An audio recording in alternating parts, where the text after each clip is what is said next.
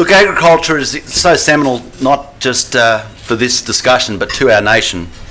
It's merely a couple of 100 metres from here at the corner of, I think, Bridge Street and I don't know whether it's York, but we had our first storage of water where they carved into the stone, into the sandstone here, and why it became called the tank stream. It's even Lachlan Macquarie, I think, we have to reflect on the growth of this nation, and it's great that we have a street in this nation named after Lachlan Macquarie, because one of his major tasks, and he had a few, he had to improve the morals of the nation. I don't know how he went there. It's just down the road from Oxford Street. Encourage marriage. He's still struggling in some of that. Provide education. Prohibit the use of spirituous liquor, and that was a dead failure. But the big one, he had to increase the agricultural capacity of the nation. And he went about it, and it's policy, because at that point, when Lachlan Macquarie came in, there was real questions about whether this nation would continue on, or whether they'd fold it up and take it back to England.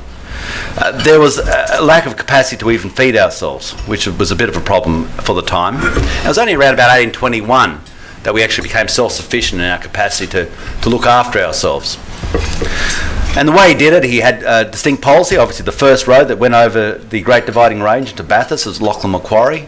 The development of agricultural land around Parramatta. He went north along the coast, and he went south along the coast. So agricultural policy was seminal right at the start. And it's seminal right now. It's seminal in how we go right now.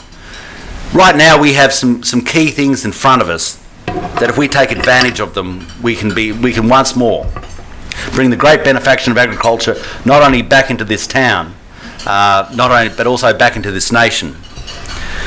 If we look at it, we're currently in the vicinity of about 500 million people in Southeast Asia in the middle class. That's a rather large market.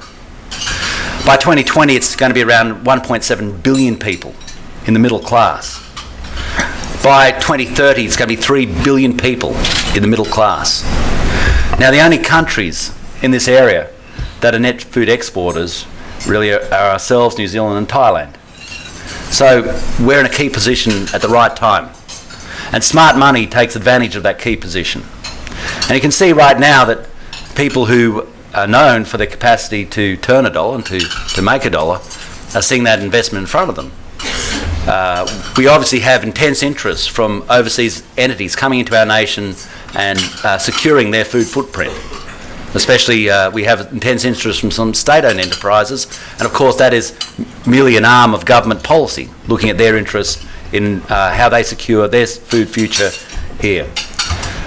Gina Reinhardt, Twiggy Forrest, Chris Corrigan are all making large plays into the agricultural sector. So it's no longer a thing that's just a discussion point or something you say after 4 or 5 beers how you love the land. It really is where there's a great economic future. And we're seeing anecdotally some of how that's reflected. I've been proud to be part of a department and part of a government that's gone out of our way to try and get some business moving, get some product moving. We opened the Egyptian trade. I've got sheep on the water now on their way to Egypt, Bahrain. We're on the edge of opening up the Saudi live trade again. The Iranian trade, after 4 decades being closed, we've got the protocols in place to get that moving. And what's that mean? Well, it means that your price of a wether in Western Australia up to $158 a head. Average price, I was looking through some figures the other day, average price for full mouth wethers over $110. $110, that's good money. Had one bloke who dropped off a B-double of lambs, he got a cheque for $100,000. So he chopped off 2. Now this is, for once in my life, I'm getting letters across my desk saying, thank you for what's happening. It's actually, things are turning around. We can actually make money. We can actually make money.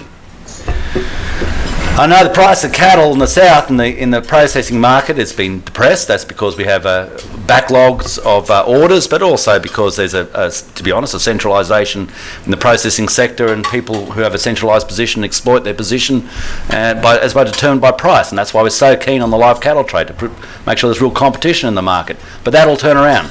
That'll turn around in late August, early September, and people say, oh, you should never be a prophet on price, but I'm more inclined to be when I see the price of cattle in Canada and the United States at between 5 and 600 cents live in the yards.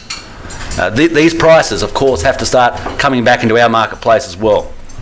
So there's a future there, and even now I'm starting to see the upward trend in the prices as people who are smart see the capacity of backgrounding and can see these prices coming down the track to them. In dairy, down south, went down to Victoria and into Tasmania, up to 54 cents a litre as you go to the farm gate. This is good. This is a good price. It's not the best, but it's good. You're making a dollar at that.